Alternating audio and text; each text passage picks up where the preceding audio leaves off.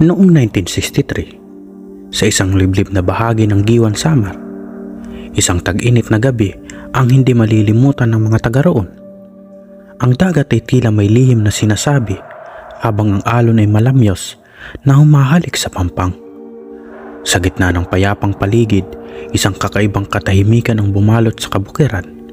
Waring hinihantay ang pagdating ng isang bagay na hindi ka nais-nais. Si Anton, isang kilalang antingero, ay tahimik na naglilinis ng kanyang mga gamit sa ilalim ng punong balete. Isa siyang matipuno at matandang lalaki. May mahabang buhok na nagsisilbing tanda ng kanyang karunungan sa mga lihim ng kalikasan. Ang mga anting-anting na nakasabit sa kanyang lig at braso ay hindi lamang palamuti, kundi mga sandata laban sa kasamaan. Habang pinagmamasdan niya ang bituin sa kalangitan, isang matandang babae ang lumapit sa kanya, si Lola Iya, isang manghuhula sa baryo. "Anton, may paparating na panganib.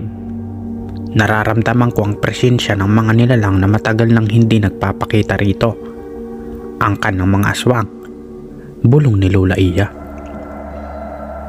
Napabuntong niya si Anton. Matagal niya nang naririnig ang mga kwento tungkol sa mga aswang na nananahan sa kalapit na kagubatan. Ngunit ngayon lamang ito muling nabanggit. "Hindi na sila basta-basta natatakot, Lola Iya.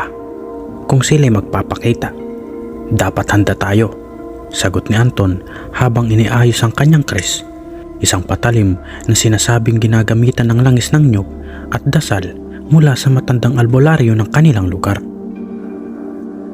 Maya-maya'y nagpakita si Mario, isang batang lalaki na kilala sa kanyang pagkausyoso. "Tatay Anton, nakita ko pong isang malaking ibon na parang tao sa gubat kaninang hapon," aniya, nanginginig. Napatingin si Anton sa batang lalaki. "Huwag ka mag-alala, Mario. Ngunit mag-ingat ka at huwag lalayo sa bahay ninyo. Pagpatak ng dilim," mahigpit na bilin niya. Alam niyang hindi simpleng ibon ang nakita ng bata. Ang description nito ay tumutugma sa mga kwento ng wakwak, isang anyo ng aswang na nagpapalit anyo tuwing gabi upang maghanap ng biktima. Nang sumapit ang gabi, kumalat ang balita sa buong baryo na may mga misteryosong pagkawala sa kalapit na lugar. Isang mangingisda ang hindi nakauwi mula sa dagat at isang buntis na babaeng natagpuang walang buhay sa ilalim ng punong mangga. Walang dugo sa katawan.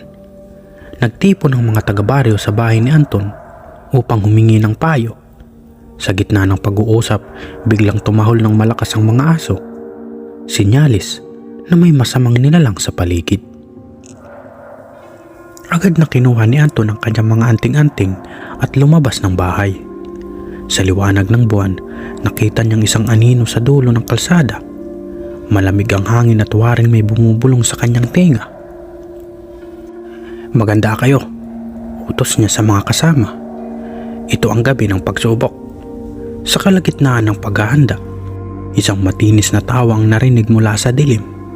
Ang mga kalalakihan ay nagsipagtago, ngunit si Anton ay nanatiling nakatayo. Matatag na hinahawakan ng kanyang kres. Sa isang iglap, lumitaw ang isang higanting nilalang na may mahabang kuko at pulang mata. Isa itong tiktik, isang uri ng aswang na nagpapalipad ng kanyang kalahating katawan upang manghuli ng biktima. Ngunit si Anton, na sanay sa ganitong laban, ay mabilis na kumilos. Binanlian niya ang nilalang ng langis mula sa isang buti ng kanyang dala, dahilan upang ito'y magsisigaw sa sakit. Sa bawat galaw ni Anton, tila may kalakip na dasal at bisa ang kanyang mga anting-anting.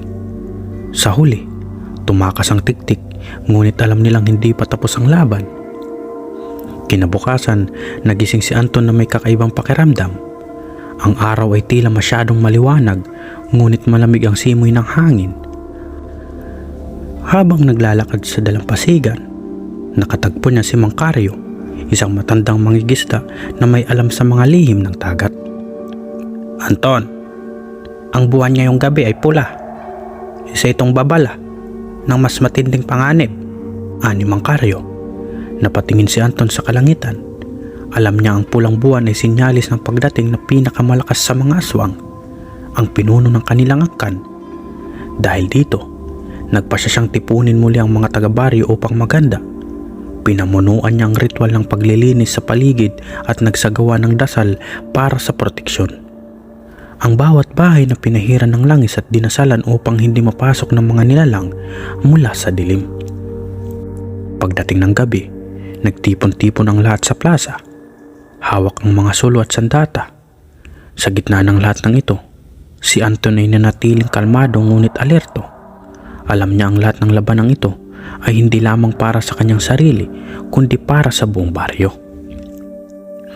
Sa kalagitnaan ng gabi, narinig nila isang malakas na ungol mula sa kagubatan. Lumitaw ang isang anino ng isang higanting nilalang na may pakpak ng paniki at mga mata na nagliliyab sa galit. Si Anton, walang takot na hinarap ito.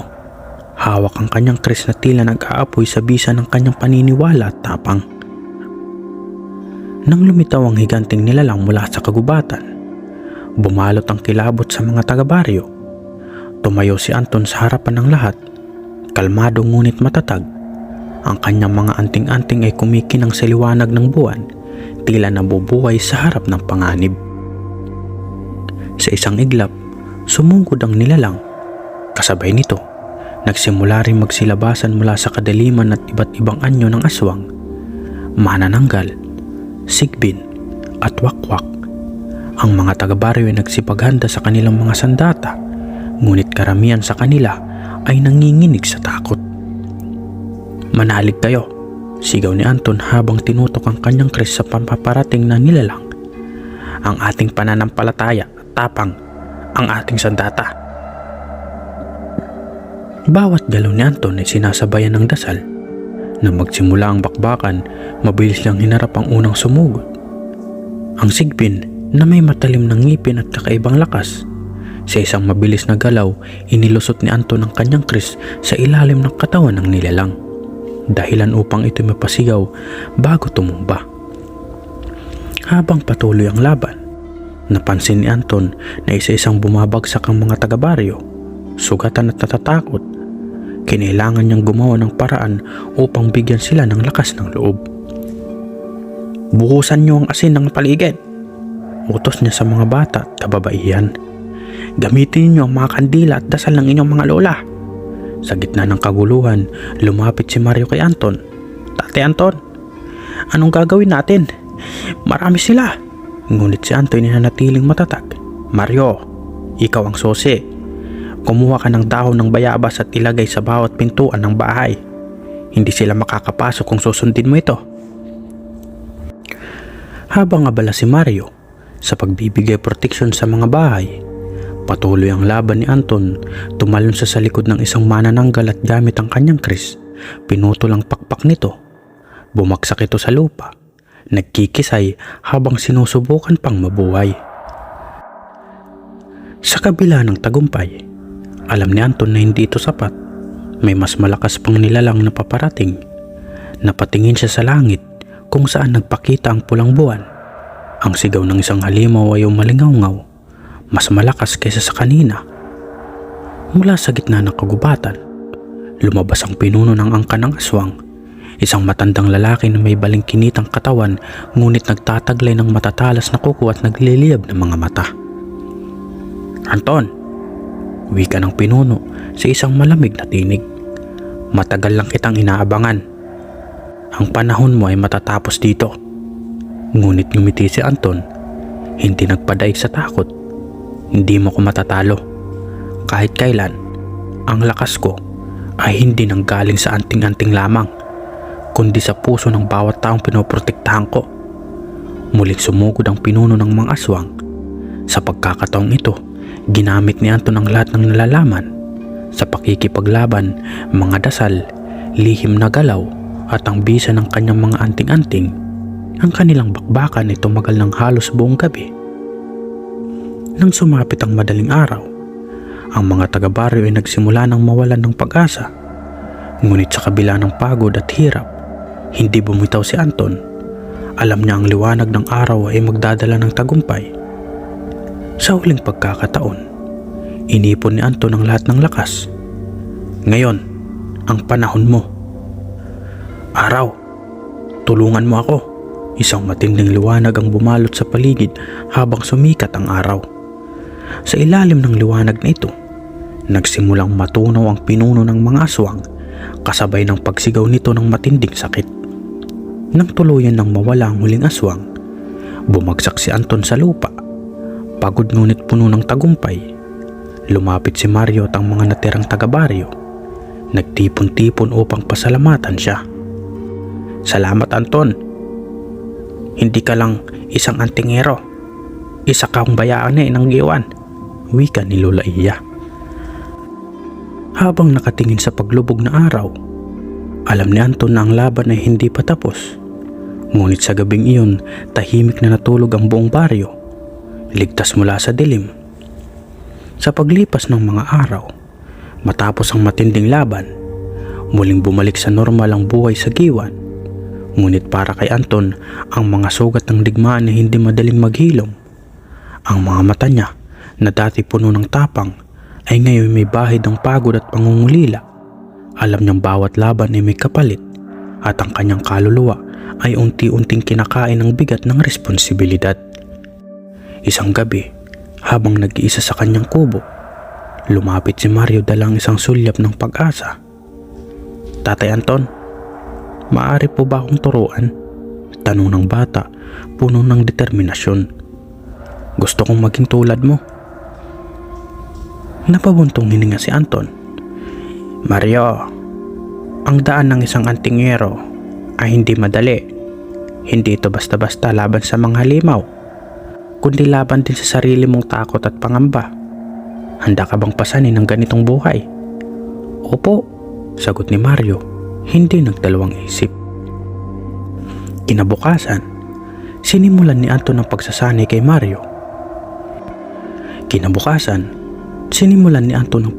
kay Mario. Itinuro niya ang mga dasal at ritual, ang tamang paggamit ng anting-anting, at ang mga lihim na galaw sa pakikipaglaban. Ngunit higit sa lahat, itinuro niya ang kalagahan ng pananampalataya at paninindigan. Hindi sapat ang lakas ng katawan, paliwanag ni Anton habang hawak ang isang maliit na krus. Dapat matibay ang puso at isipan. Dito nagmumula ang tunay na lakas. Habang tumatakbo ang panahon, napansin ni Anton ang kakaibang talento ni Mario. Bagamat bata pa, mabilis nitong natutunan ang mga teknik na tumagal ng maraming taon bago niya na-master. Nakita niya sa bata ang kanyang kabataan, puno ng tapang ngunit may halong pagkausyoso. Isang gabi, habang abala si Anton sa pagbuo ng bagong anting-anting, muling pumalot ang dilim sa baryo. Isang kakaibang hangin ang dumaan, malamig at mapanglaw. Alam ni Anton na hindi pa tapos ang laban. Mula sa kakahuyan, lumitaw ang isang bagong banta. Isang nilalang na mas makapangyarihan kaysa sa mga nauna niyang hinarap. Ang nilalang na ito ay isang gabunan, isang halimaw na may kakayang mag-anyong tao at maglinlang sa pamamagitan ng mga hipnotismo. Lumapit si Anton kay Mario, mahigpit ang hawak sa balikat ng bata. Panahon na para subukan mo ang iyong lakas. Pero tandaan mo, hindi ito basta-bastang laban. Si Mario, bagamat kinakabahan, ay tumango. Kinuha niya ang maliit na kris na bigay ni Anton at huminga ng malalim. Kaya ko po ito, Tatay Anton. Habang humaharap si Mario sa gabunan, nagmamasid lamang si Anton. Alam niyang kailangan ng bata na maranasan ang hirap upang maging ganap na tagapagtanggol ng baryo. Sa unang sagupaan, halos mapangibabawan si Mario ng halimaw. Ngunit sa bawat galaw, natututo siya. Ginamit niya ang mga dasal at teknik na itinuro ni Anton. Nang sa wakas, ay nagtagumpay si Mario sa pagpapahina sa halimaw. Sumugod si Anton upang tapusin ang laban. Pinagsama nilang kanilang lakas at dasal upang tuluyang matalo ang gabunan. Pagkatapos ng laban, hinawakan ni Anton ang balikat ni Mario at tumango. Ipinakita mo ang tapang mo, Mario, pero marami ka pang dapat matutunan. Tumango si Mario, ngumiti sa kabila ng pagod. Hindi ko pa ito magagawa kung hindi dahil sa inyo, Tatay Anton. Matapos ang laban kay Gabunan, bumalik ang baryo sa pansamantalang katahimikan. Ngunit ramdam ni Anton na may mas malalim na banta sa likod ng mga nilalang na sumalakay. Nagpa siya sang bumisita sa isang sinaunang lugar sa Giwan, ang Gabon ng Silang. Isang kuweba na pinaniniwala ang taguan ng mga lihim ng kalikasan at mga espiritu.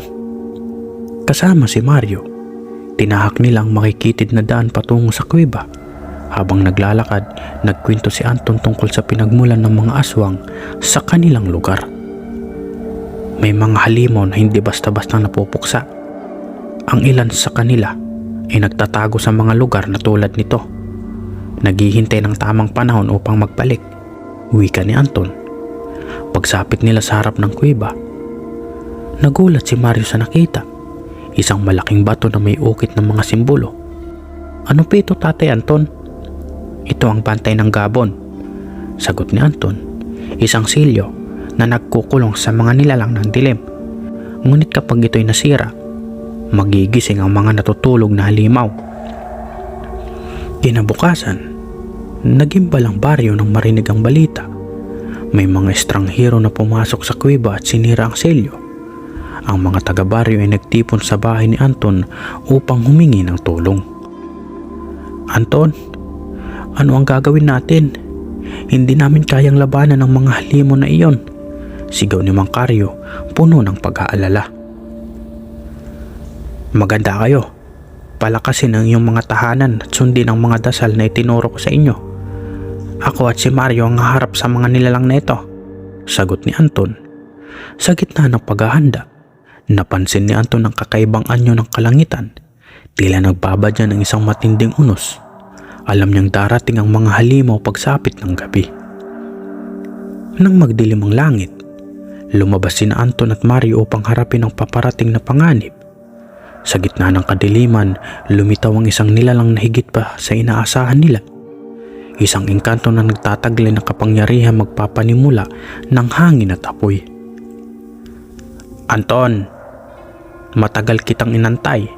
Ngayon, ikaw ay susubukin sa pinakamatinding laban ng iyong buhay, bulong ng engkanto. Hindi nagpatinag si Anton. Inilabas niya ang kanyang kres at nagsimulang magdasal. Kasabay nito, si Mario ay nagsindi ng mga kandilang na bendisyonan. Habang naglalaban, ginamit ni Anton ang lahat ng kanyang natutunan sa pakikipaglaban sa mga nilalang ng dilim. Si Mario naman ay nagpakita ng kakaibang tapang, hindi alantana ang panganib. Sa huli, sa pamamagitan ng kanilang pagsasama ng lakas at dasal, nagapi nila ang engkanto. Ngunit bago ito tuluyang maglaho, nagbigay ito ng babala. Hindi pa tapos ang lahat. May darating pas mas matinding panganib. Matapos ang laban, nagpasya si Anton na turuan si Mario ng mga lihim na hindi niya pa ipinabahagi sa kahit sino. Alam niyang darating ang araw na si Mario ang magiging bagong tagapagtanggol ng kanilang baryo. Mula ngayon, Mario, ikaw ang magiging bantay ng Giwan, ani Anton. Ngunit tandaan mo, ang tunay na lakas ay hindi nanggagaling sa anting-anting, kundi sa puso at pananampalataya. Habang naglalaw ang manghuling sinag ng araw, tumayo si Mario sa tabi ni Anton, puno ng determinasyon. Sa kanilang harapan, ang buong baryo ay nagtipon upang magpasalamat sa kanilang bayan. Ngunit alam nila, ang laban ay hindi pa tapos. Dahil sa mundo ng dilim, laging may bagong pagsubok na darating. Isang linggo matapos mapuksa ang engkanto, muling bumalot ang katahimikan sa Giwan. Ngunit sa kabila ng payapang paligid, may dumadaloy na lingas-ngas sa hangin. Isang pakiramdam na parang may nagmamasid sa bawat galaw. Si Anton ay hindi mapakali. Alam niya ang babala ng engkanto ay hindi basta panakot lamang. Isang gabi, habang nagbabantay si Anton sa labas ng kanyang kubo, biglang nagdilim ang paligid. Nawala ang liwanag ng buwan at nagsimulang mag-ingay ang mga aso sa baryo. Lumabas si Mario, hawak ang kanyang kris. Tatay Anton, nararamdaman niyo po ba?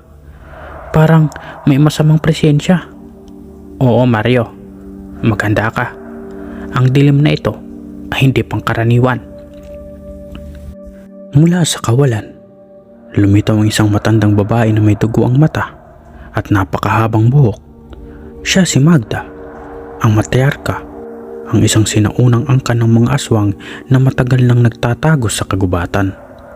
"Anton!" sigaw ng matanda. Ang kanyang tinig ay nag-uumapaw sa galit. "Pinatay mo ang aking mga anak. Ngayon, babawiin ko ang lahat sa iyo." Habang nakatitig kay Magda, naramdaman ni Anton ang bigat ng sumpang dala nito.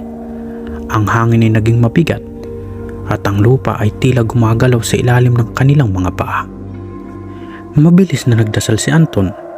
Hawak ang isang espesyal na anting-anting na ginawa niya para sa ganitong pagkakataon.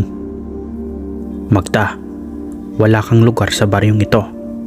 Umalis ka na bago ka patuluyang maglaho," matapang na sabi ni Anton. Ngunit ngumiti lamang ang matanda at sa isang kumpas ng kanyang kamay nagsimula siyang magpalabas ng mga aswang mula sa lupa. Ang mga nilalang ay nanggagalit at nag-aalab sa galit. "Mario, huwag kang bibitiw sa dasal," utos ni Anton habang hinarap ang mga halimaw.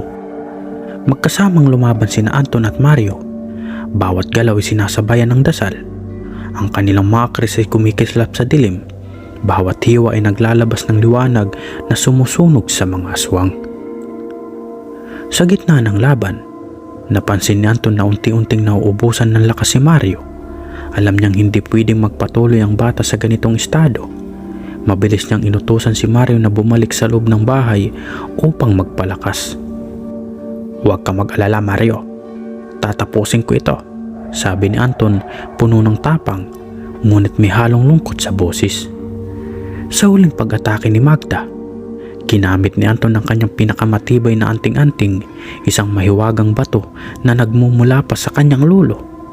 Sa isang malakas na sigaw, nilabas ni Anton ang lahat ng kanyang natitirang lakas at inilapat ito sa bato, na agad namang naglabas ng matinding liwanag na bumalot sa buong baryo. Nang mawala ang liwanag, wala na si Magda at ang kanyang mga nilalang, ngunit si Anton ay nakahandusay sa lupa. Pagod na pagod, lumapit si Mario, umiiyak habang niyayakap ang kanyang mentor. "Huwag ka mag-alala, Mario." Mahina, ngunit matatag ang sabi nito. "Nagawa natin ang ating tungkulin." Pagkatapos ng laban, pumanaw si Anton sa piling ng kanyang mga mahal sa buhay. Ang buong baryo ay nagluksa, ngunit nagpasalamat din sa sakripisyong ginawa ng kanilang bayani. Si Mario, bagamat nalulungkot, ay nagpasya na ipagpatuloy ang nasimulan ni Anton. Sa harap ng buong baryo, tumayo siya at sisinumpa ang kanyang panata. "Ipagpapatuloy ko ang laban ni Tatay Anton. Hindi ako hihinto hanggat may mga nilalang na nagbabanta sa ating kapayapaan." Sa ilalim ng liwanag ng buwan, itinayo ni Mario ang kanyang krus at mag-anting-anting. Siya na ngayon ang bagong tagapagtanggol ng Giwan, handang harapin ang anumang hamon ng dilim. Wakas.